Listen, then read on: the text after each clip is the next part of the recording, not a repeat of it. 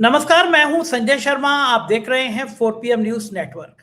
अगर आप लोगों ने कुछ इतिहास में नहीं पढ़ा है तो एक बार करबला की जंग जरूर पढ़िए कि किस तरह शहादत होती दी जाती है, किस तरह कुर्बानी दी जाती है, लेकिन मजहब का मान सम्मान रखा जाता है और इंसानियत को जिंदा रखा जाता है। खामेनेई साहब ने शहादत देकर पूरी दुनिया में जो अपना नाम रोशन किया, उसकी मिसाल आने वाली पीढ़ियां देती रहेंगी। अमेरिका रोज चेतावनी देता है कि आज रात सबसे बड़ा हमला होगा, सबसे बड़ा हमला होगा। और ईरान से आज मैं आपको सीधा उस शख्स से मिलवाने जा रहा हूं। प्रोफेसर जमीर अब्बास जाफरी रहने वाले भारत के हैं, मुंबई के हैं, लेकिन 13-14 सालों से ईरान के विश्वविद्यालय में पढ़ा रहे हैं। उन्होंने बताया, वो रोंगटे खड़े कर देने वाली बात थी कि जिस दिन अमेरिका ने कहा कि आज रात सबसे बड़ा हमला होगा, एक दंपत्ति अपने 6 साल के बच्चों को लेकर सड़क पर आ गए। पूछा कि इतने मासूम बच्चों को लेकर क्यों आया, तो उन्होंने कहा कि हम अमेरिका को बताना चाहते हैं कि हम जुल्म करने वाले के खिलाफ खड़े होते हैं और अपने बच्चे के लिए भी शहादत देने से हम पीछे नहीं हटेंगे। ईरान के अंदर ये जज्बा कहां से आता है? ईरान के अंदर ये हिम्मत कहां से आती है कि पूरी दुनिया का जो अपने आप को बादशाह समझता था, वो राक्षस, वो वैश्य इंसान जो 8-9 साल की बच्चियों का यौन शोषण करता था, उसके खिलाफ इतनी ताकत से खड़ा हुआ है कि आज अमेरिका और इजराइल के पसीने आ गए। मैं सीधा आपको ईरान लेके चलता हूं। ये इंटरव्यू आपके रोंगटे खड़े कर देगा और आपको लगेगा कि अगर एक जुर्म करने वाले राक्षस के खिलाफ दुनिया की इंसानियत को एक होना चाहिए, तो कमेंट जरूर कीजिएगा, ईरान के लोगों का साथ दीजिएगा, क्योंकि ईरान के लोगों ने भारत का साथ हमेशा दिया है। चलते हैं प्रोफेसर जमीर अब्बास जाफरी जी के पास। जमीर अब्बास साहब, बहुत बहुत शुक्रिया आपका 4PM में समय देने के लिए। और ऐसे समय में जब अमेरिका अपने घमंड में, अपनी तानाशाही में ऐलान कर रहा है कि हम ईरान को छोड़ेंगे नहीं, ईरान पर सबसे ज़्यादा हमले होंगे, उस समय ईरान का एक बहादुर प्रोफेसर मेरे साथ बातचीत कर रहा है। और ये संकेत साफ है उन तानाशाहों के लिए कि तुम्हारी आवाज़ों से शायद ईरान के बहादुर लोग डरेंगे नहीं।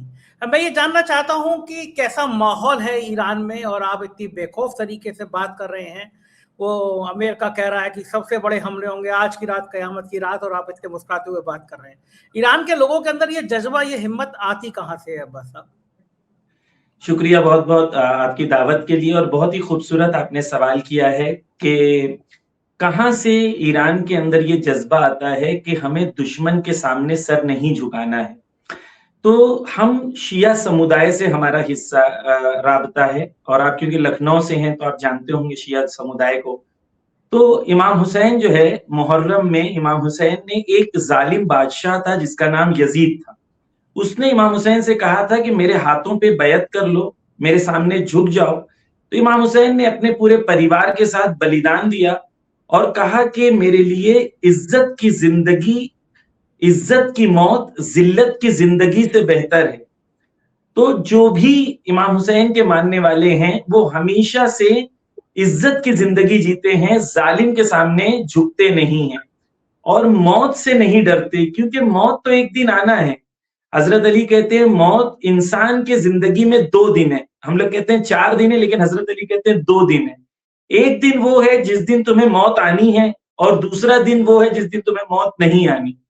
जिस दिन तुम्हें मौत आनी है उस दिन पूरी दुनिया मिल के भी चाहे तो तुम्हें मौत से बचा नहीं सकती, और जिस दिन तुम्हें मौत नहीं आनी है पूरी दुनिया मिल के भी तुम्हें मारना चाहे तो तुम्हें मार नहीं सकती, क्योंकि मौत तुम्हारी लिखी हुई नहीं है।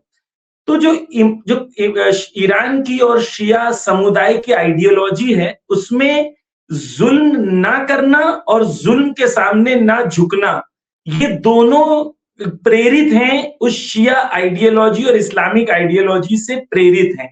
मैं सिर्फ 30 सेकेंड और लूंगा आपका। आज ईरान में 21 रमजान है जब हम लोग ये रिकॉर्ड कर रहे हैं, तो ये शिया समुदाय के लिए पहले इमाम हजरत अली की शहादत का भी दिन है। तो पूरे ईरान में इस वक्त लाखों लोग मस्जिदों में हैं, पूरी रात जागेंगे, सिवाय इसके कि अमेरिका ने कहा है कि आज की रात को कयामत मना देंगे, लेकिन लाखों की तादाद में लोग रास्ते पे हैं, मस्जिदों में हैं, इमाम बारगाहों में हैं, ये ऐलान कर रहे हैं कि तू हमें मौत से डराता है, हम मौत से डरने वाली कौम नहीं है। जमीर साहब, मेरे को लगता है कि ये युद्ध में 2 विचारधारा सामने हैं। एक विचारधारा है जिसे ये गुमान है कि वो दुनिया का सबसे ताकतवर इंसान बन जाएगा, उसे दुनिया के सारे कुएं चाहिए, सारे तेल चाहिए। और एक विचारधारा वो है जैसे हक की बात चाहिए। एक विचारधारा अपनी जान की चिंता करती है क्योंकि उसे पैसे की जरूरत है, पैसे की चाहत खत्म नहीं होती, और एक विचारधारा है उसे अपने जज्बात, अपने ईमान के साथ लड़ना है। ये जो लाइनें आती हैं कि तुम हमें क्या डराओगे, और मैं छोटे छोटे बच्चों को देख रहा था, एक वीडियो मैंने देखा, एक मासूम से बच्चे को लेके उसके पेरेंट्स जा रहे हैं, और जिस समय डर हो कि यहाँ मिसाइल आ जाएगी, यहाँ लॉन्चर आ जाएंगे, या रॉकेट आ जाएंगे, ड्रोन आ जाएंगे, छोटे बच्चों को ले जाते हुए भी नहीं डर रहा ईरान के लोग। मतलब मैं जी समझ नहीं पा रहा हूँ कि ये खामेनी साहिब का ज्ञान है, ये ईरान की दीक्षा है। और एक मैं छोटा सा जिक्र करना चाहूंगा, मेरे चैनल में रिपोर्टर है हयात, शिया समुदाय से आती है उसकी फैमिली। मैं गया, उनकी फैमिली ऐसे रो रही थी जैसे किसी की माँ या बाप की डेथ हो गई हो खामेनी साहब की शहादत के बाद। तो ईरान से जी लेकर लखनऊ तक, लखनऊ से लेकर कश्मीर तक जो जज्बा है, एक खामनेई साहब को मार के मुझे लगता है ईरान में बहुत सारे खामनेई पैदा कर दिए गए हैं। मैं फिर वो सवाल पे आता हूं कि मौत से डर तो सबको लगता ही लगता है। जब साहब, जब सामने मौत खड़ी होती है तो अच्छे से अच्छे लोग डर जाते हैं। क्या आज अमेरिका पीछे हटने की बात कर रहा है? ट्रंप साहब बीच का रास्ता देख रहे हैं। बयान आया कि युद्ध अब ज्यादा नहीं चलेगा, कहाँ तो वो लंबा युद्ध चलाने की बात कर रहे हैं। तो इस माहौल के बाद अब ट्रंप कह रहे हैं युद्ध ज्यादा नहीं चलेगा। ईरान के लोग मान रहे हैं क्या जीत उनकी हो गई? देखिए, जो मौत से न डरने की बात है, वो बहुत ही खूबसूरत है। देखिए, 2 नज़रिए हैं दुनिया में। एक ये है कि इंसान जब मर जाता है तो खत्म हो जाता है। दूसरा नज़रिया ये है कि जब इंसान का जिस्म मर जाता है तो उसकी आत्मा हमेशा बाकी रहती है। तो जिसकी आत्मा हमेशा बाकी रहती है और वो हक के लिए बलिदान दे दे और उसकी आत्मा हमेशा अमर हो जाए, इससे बेहतरीन तो एक इंसान के लिए मौत नहीं हो सकती। तो मौत से मोहब्बत करना, वो मौत जो हक की राह में आ जाए। मिसाल के तौर पर शहीद भगत सिंह, क्या वो नहीं जानते थे कि वो अगर बलिदान दे रहे हैं तो वो उसके बलिदान के असर में हिंदुस्तान आजाद होगा? क्या सुभाष चंद्र बोस नहीं जानते थे कि मौत के राह में चल रहे हैं, जालिमों से मुकाबला कर रहे हैं, तो इनकी जान चली जाएगी? जानते थे। लेकिन जब इंसान के लिए हक वाज़े हो जाता है, तो हक के लिए, सच्चाई के लिए, सत्य के लिए बड़े से बड़ा बलिदान देने को तैयार हो जाता है। तो मौत से डर लगना ये एक प्रतिक्रिया है, और एक है कि मौत को गले लगा लेना हक के लिए, ये दूसरी प्रतिक्रिया है। ये बड़े इंसानों की प्रतिक्रिया होती है, जो क्रांतिकारी होते हैं, जो रेवोल्यूशनरीज होते हैं। और आयतुल्लाह खामेनाई पूरी जिंदगी दुआ करते रहे कि काश मुझे शहादत की मौत मिले, और आखिर में जानते थे आयतुल्लाह खामेनाई कि उनके ऊपर हमला होने वाला है। उनकी इंटेलिजेंस ने उनको बताया था हमला होगा। उन्होंने कहा कि अगर 9 करोड़ ईरानियों को अगर मैं शेल्टर नहीं दे सकता तो मैं भी नहीं जाऊंगा, मैं मौत को और शहादत को कबूल करने तैयार हूं। तो ये बड़े लोगों की विचारधारा है कि मौत से नहीं डरना। अगर आप हक पे हो तो क्या फर्क पड़ता है कि आपके मुकाबले पे कितने लोग हैं? ये मौत बहुत खूबसूरत है। 7 मार्च को ट्रंप ने कहा था कि आज कयामत बरसेगी, तो मैंने एक व्लॉग रिकॉर्ड किया है। पूरी रात में लोगों के दरमियान घूम रहा था और पूरी रात में ऐसा लग रहा था कि कोई फेस्टिवल है। तो एक फैमिली थी, 6 लोग कार में बैठे हुए थे। मैंने उनसे पूछा कि भाई क्यों आए हो? तो वो कह रहे हैं कि क्योंकि मैं रोज नहीं आता था, आज मैं आया हूं क्योंकि ट्रंप ने कहा है कि हम तुम्हें बम गिराएंगे। तो मैं 6 महीने के बच्चे को लेके आया हूं ये बताने के लिए कि ट्रंप से ना मैं डरता हूं, और अगर हक के लिए कुर्बानी देनी होगी तो 6 महीने के बच्चे के साथ भी मैं बलिदान देने के लिए तैयार हूं, लेकिन जालिम के सामने सर झुकाने को तैयार नहीं हूं। मैं इसको इस तरीके से देखूंगा कि 2 ताकतें हैं दुनिया में, ये हमेशा से थी। चाहे राम और रावण का ले लें या इमाम हुसैन और यजीद ले लें, हमेशा से 2 ताकतें रहती हैं। एक ताकत गुरूर, तकब्बुर और अपने आप को बड़ा समझने के लिए, उसके लिए यह है कि पूरी दुनिया को मैं झुका दूंगा। और उसके मुकाबले में हमेशा कुछ लोग होते हैं जो सोसाइटी में रिफॉर्मर्स होते हैं, वो ऐसे जालिमों के सामने आके कहते हैं कि हम हक के मुकाबले पे खड़े रहेंगे। हाँ, दिखने में आप ताकतवर बहुत हो, लेकिन हमारे पास जो ताकत है वो सत्य और हक की है। तो आज ईरान और अमेरिका की जंग 2 पावर्स की जंग है। एक इंपीरियलिस्ट पावर है, कॉलोनियलिस्ट पावर है, साम्राज्यी ताकत है, और पूरी दुनिया इस साम्राज्य ताकत के सामने झुक गई है। जो नहीं झुक रहा है वो 86 वर्ष के एक आयतुल्ला खामेनाई थे, जिन्होंने शहादत कबूल कर ली, लेकिन दुनिया को प्रेरणा दे गए कि देखो सर कट जाए लेकिन जालिम के सामने सर झुकना नहीं चाहिए। ये अपनी जिंदगी को प्रेजेंट करके उन्होंने पूरी दुनिया को ये दर्श दिया है। बस अब कभी आप कल्पना कर सकते थे कि या खामनेई साहब अगर जिंदा होते तो कल्पना कर सकते थे कि इस युद्ध के बाद, इस युद्ध के नाम पर लोग करबला के युद्ध की याद करने लगेंगे, लोग कहने लगेंगे कि ये करबला का युद्ध की चर्चा करने लगेंगे। ये बहुत बड़ी बात थी। क्या हो सकता था कभी? ये तो आयतुल्ला खामेनाई की जो आखिरी स्पीच थी, उस आखिरी स्पीच में उन्होंने ये तुलना करी थी। आखिरी स्पीच जो आयतुल्ला खामेनाई ने दी थी लोगों के दरमियान, उसके अंदर उन्होंने कहा था कि इमाम हुसैन का एक जुमला है, जब यजीद ने इमाम हुसैन से बैत मांगी तो इमाम हुसैन ने कहा मिस्ली ला युबायु मिस्लहू। इमाम ने कहा कि मुझ जैसा यजीद जैसे की बैत नहीं करेगा। ये नहीं कहा कि मैं यजीद की बैत नहीं करूंगा, यानी इमाम हुसैन ने ता कयामत आने वाले लोगों के लिए रास्ता खोल दिया। कहा कि जब भी तुम्हारे सामने यजीद जैसा आएगा, तुम हुसैन जैसा बन के यजीद के सामने बैत नहीं करना, चाहे तुम्हारी जान ही क्यों ना चली जाए। तो खुद आयतुल्ला खामेनाई ने अपनी आखिरी तकरीर में यह भी बता दिया कि मैं किसका नुमाइंदा हूं, वो भी बता दिया कि ट्रंप किसका नुमाइंदा है, और आने वाली नस्लों को पैगाम भी दे दिया कि ये रास्ता चलता रहेगा, रुकेगा नहीं।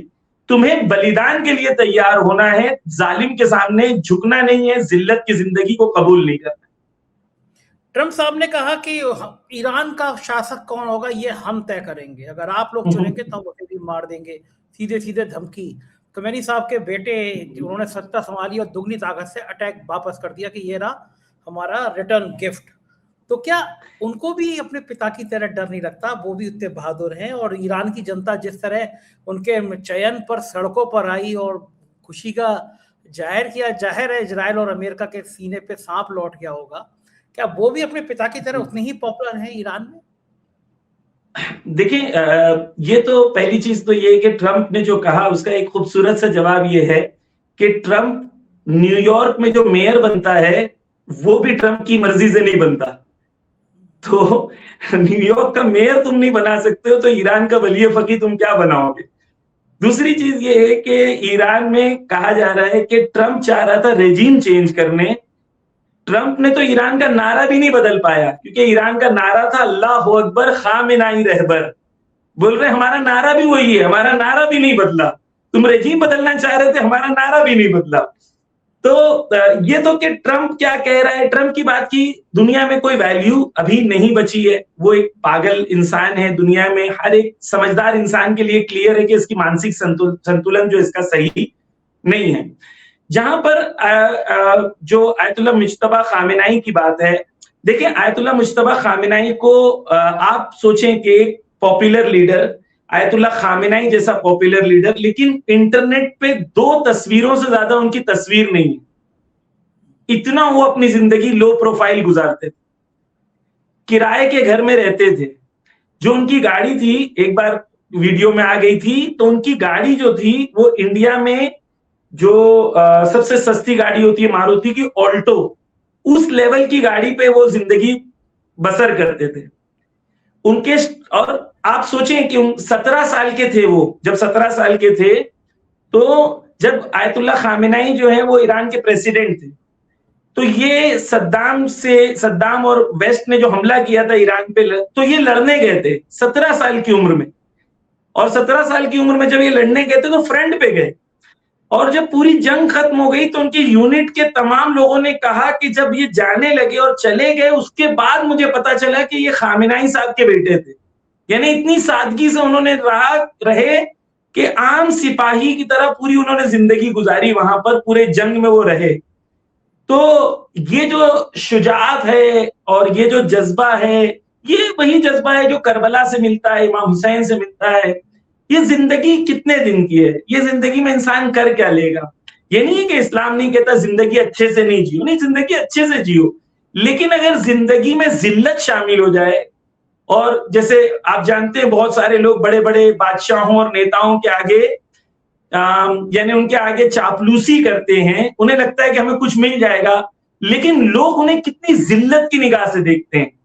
आम इंसान उसको जलील समझता है, उसे लगता है मेरे पास ताकत है, लेकिन आम इंसान उसको देख के कहता है ये जलील है जो उसके नेताओं के आगे भीख मांग रहा था।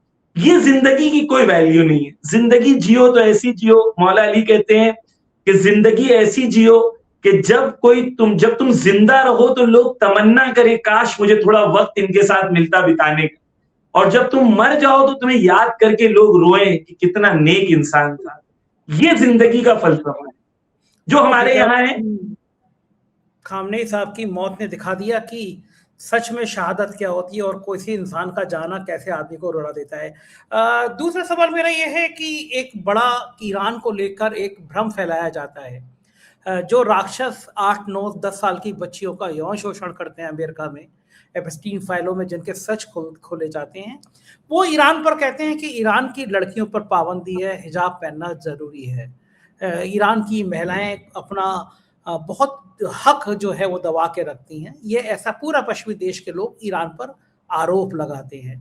तो मेरा वही सवाल है कि आप चूकते नहीं हो। 9 साल की, 8 साल की बच्चियां परी होती हैं वो बच्ची इतनी छोटी, और ईरान की महिलाओं की साक्षरता की दर तो बहुत अच्छी है। ये आरोप फिर क्यों लगता है? देखिए, ईरान में 1979 से पहले जो यहाँ की महिलाएं थीं, वो उनमें सिर्फ 18% यानी 18% महिलाएं सिर्फ पढ़ी लिखी थी।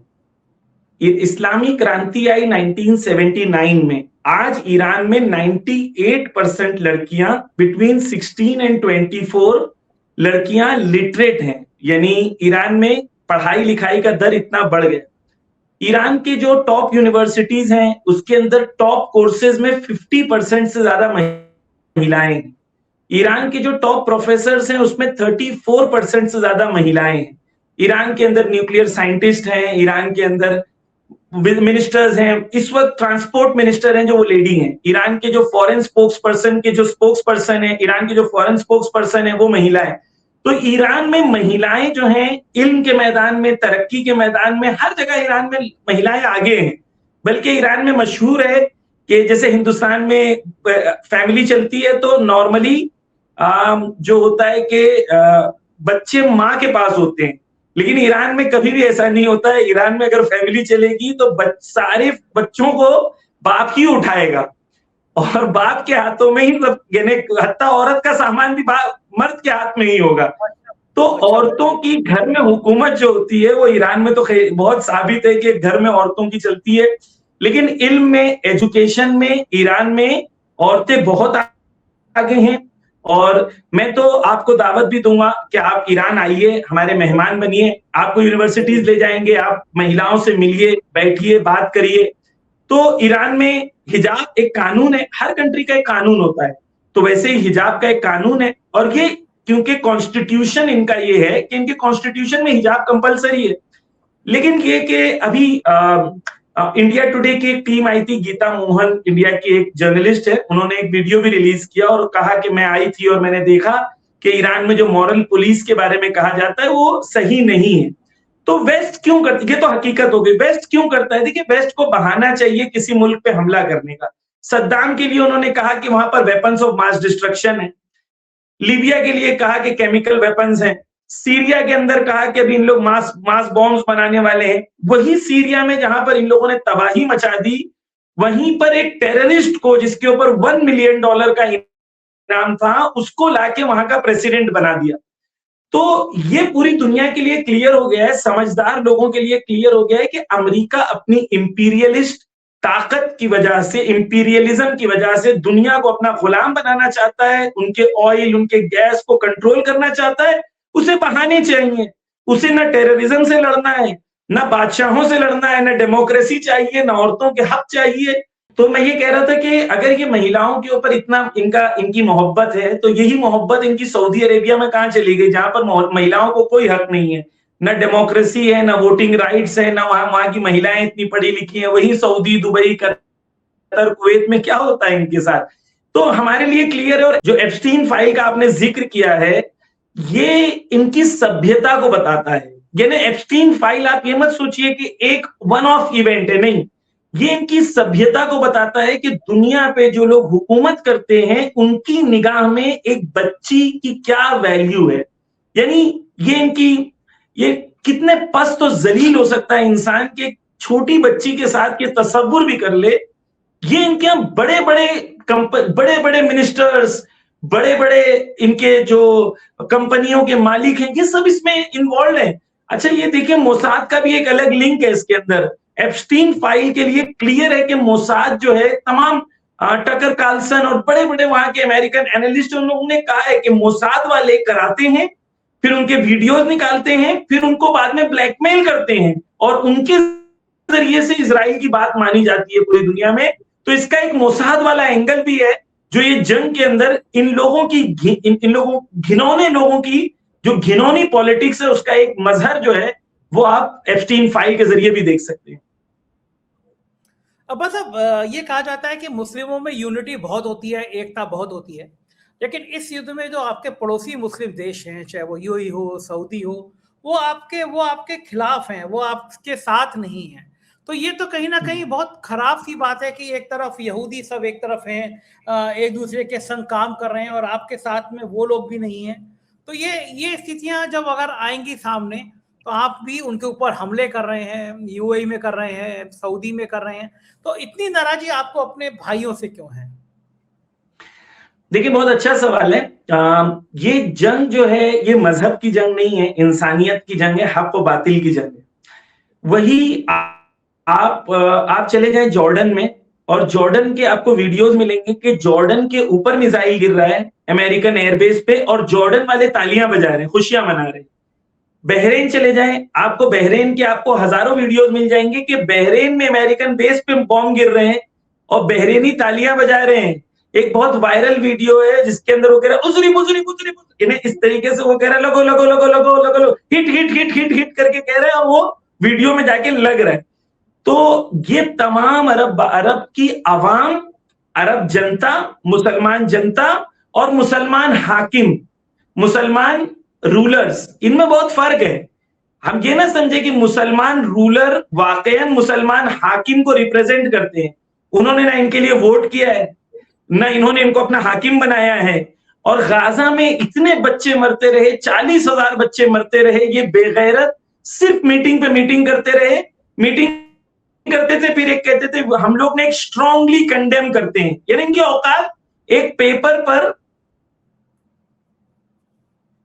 या इनकी औकात पेपर पे एक खाली कंडेमनेशन के अलावा इनकी कोई औकात नहीं है। तो इस वक्त मैं आपके व्यूअर्स को यह पैगाम देना चाहता हूं, आप खुद कमेंट्स अगर आपकी वीडियो अलग से भी रिलीज करेंगे तो आप मुसलमानों से एक सवाल करिए कि मुसलमान इस वक्त जो ईरान, सऊदी, कतर, बहरीन, पूरे गल्फ में जो अमेरिकन एयरबेस पे मार रहा है, क्या मुसलमान ईरान के साथ है या अरब बादशाहों के साथ है? आपको 95% कमेंट मिलेंगे कि पूरे मुसलमान इस वक्त ईरान के साथ हैं। क्यों? क्योंकि वो एप्स्टीन गैंग से ये लोग मुकाबला कर रहे हैं और इनके अरब बादशाह जो है इनके अंदर क्या है, क्यों इनसे मोहब्बत करेंगे? सिवाय इनको जलील करने के इन लोगों ने क्या किया है? ट्रंप ने आके कहा, आप सोचें कि आप सोचें आप एक देश में रहते हैं और आपके देश का जो किंग है उसको ट्रंप बोलता है लाइव शो में कि मेरे लिए सलमान, या जो सऊदी का किंग है बिन सलमान, उसकी औकात एक गाय की तरह है। जब तक वो दूध देगा जब तक मैं उसे पालूंगा, और जब दूध नहीं देगा तो उसे काट के फेंक दूंगा। और अगर मैं ना चाहूं तो 10 दिन से ज्यादा वो हुकूमत पे नहीं रह सकता है। अगर किसी बादशाह के लिए कोई मुल्क का प्रेसिडेंट कहे तो बादशाह की क्या प्रतिक्रिया होनी चाहिए? वो बादशाह तालियां बजा के उसको वेलकम करता है, $1 ट्रिलियन उसके लिए गिफ्ट करता है। तो आपको क्या लगता है मुसलमान देश इन बादशाहों के साथ हैं? मुसलमान अवाम इन बादशाहों के साथ है? नहीं है। इस वक्त जंग जो है वो लोगों के लिए क्लियर हो गई है कि हक कौन है, बातिल कौन है। अब मुसलमान नाम का कोई फायदा नहीं है। बात यह है कि आप देखिए आयरलैंड मुसलमान नहीं है, स्पेन मुसलमान नहीं है, लेकिन उनका किरदार मुसलमानों से कई ज्यादा बेहतर था इस जंग के अंदर। आयरलैंड की पार्लियामेंट में जो बातें हुई हैं, स्पेन के जो प्रेसिडेंट ने चीजें कही हैं, तो यहां पर आप मुसलमान हो या नहीं ये बात अलग है, बात ये कि आप हक के साथ हो कि नहीं हो। आपका नाम कुछ भी हो, क्या फर्क पड़ता है? आप मुसलमान हो लेकिन हक के साथ नहीं हो, तो कौन से मुसलमान हो? ये कोई मुसलमान नहीं है, ये कोई इस्लाम नहीं है, ढोंग है ये। ठीक बात अब्बास साहब। और एक चीज और बड़ी महत्वपूर्ण की भारत की ईरान के साथ बहुत गहरी दोस्ती रही थी, बहुत गहरा नाता था। ईरान हमारे देश के साथ हमेशा हर परिस्थिति में खड़ा रहा, हर मुसीबत में खड़ा रहा। लेकिन मौजूदा समय में हमारी हुकूमत भी खामोश है। आप भी ताल्लुक रखते हैं भारत से, मुंबई से, और 12-13 साल से एक प्रतिष्ठित यूनिवर्सिटी में आप प्रोफेसर हैं। तो जो ईरान के लोग भारत से बहुत सहानुभूति रखते हैं, अपना घर मानते ही हैं, है भी घर उनका, उनके दिल में दर्द है क्या कि भारत की हुकूमत इतनी खामोश क्यों है? दूसरा सवाल यह है कि इजराइल के प्राइम मिनिस्टर ने, आपको क्या लगता है, युद्ध के कुछ ही दिन पहले हमारे प्राइम मिनिस्टर को क्यों बुलाया था? क्योंकि युद्ध में जो देश आता है कई दिनों से तैयारी कर रहा होता है। एन मौके पे मोदी जी को बुलाकर इजराइल क्या संदेश देना चाह रहा था? और आपके हिसाब से भारत खामोश क्यों है, ईरान का साथ क्यों नहीं दे पा रहा? देखिए, भारत क्या है, हिंदुस्तान क्या है? जो शहीद आयतुल्लाह खामिनाई हैं, आपके लिए शायद इंटरेस्टिंग होगा, उन्होंने एक किताब लिखी है हिंदुस्तान की क्रांति के ऊपर। यानी उन्होंने खुद अपने हाथ से किताब लिखी है हिंदुस्तान की क्रांति पर। वो अपने आप को हिंदुस्तान से बहुत मोहब्बत करते थे।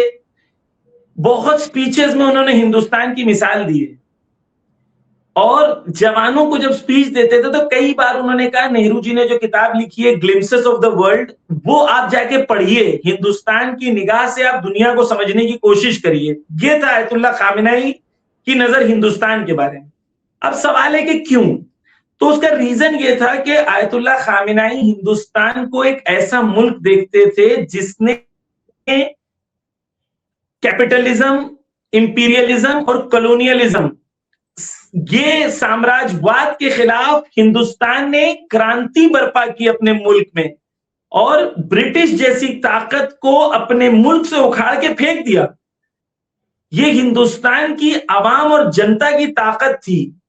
आयतुल्लाह खामिनाई ने कहा अपने ईरानी जनता से कि हमें उनकी मुल्क से ये देखना है, ये सीखना है कि इन्होंने कैसे क्रांतिकारी अप्रोच ली और कैसे ब्रिटिश और कॉलोनियलिज्म से मुकाबला किया। तो हिंदुस्तान की पहचान आयतुल्लाह खामिनाई के नजदीक एंटी कॉलोनियलिस्ट और एंटी इंपीरियलिस्ट है। अभी मैं थोड़ा रिसर्च कर रहा था तो मैंने देखा सुभाष चंद्र बोस जी हैं, उनकी एक स्पीच है, उसके अंदर एक जुमला है। सुभाष चंद्र बोस जी कहते हैं कि हिंदुस्तान, आयरलैंड और पैलेस्टाइन में ब्रिटिश ने सेम पॉलिसी अपनाई है जो डिवाइड एंड रूल वाली पॉलिसी है।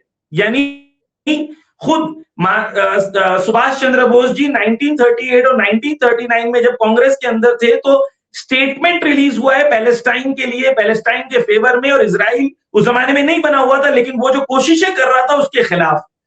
तो हिंदुस्तान और हिंदी फैब्रिक क्या है, वो क्या चीज है जो हमें हिंदुस्तानी बनाती है? वो ये है कि तानाशाही और साम्राज्य ताकतों के सामने खड़ा रहना। लेकिन अगर हिंदुस्तान एक दूसरा हिंदुस्तान बन जाए जहां पर साम्राज्य ताकतें आपको जलील करें, आपको बुरा भला कहें, लेकिन हम खामोश रहें, तो वो हिंदुस्तान जो रियल फैब्रिक है हिंदुस्तान का, वो हिंदुस्तान तब्दील हो रहा है। और हिंदुस्तानी जनता को सोचना चाहिए कि हमारी जो तारीख है, हमारा जो इतिहास है, वो इतिहास इतना प्योर, इतना बुलंद था, वो इतिहास को इतना तब्दील क्यों किया जा रहा है, और कैसे हम अपनी वही क्रांतिकारी अप्रोच को कैसे हम दोबारा अपनी कौम के अंदर, अपने मुल्क के अंदर जिंदा कर सकते हैं।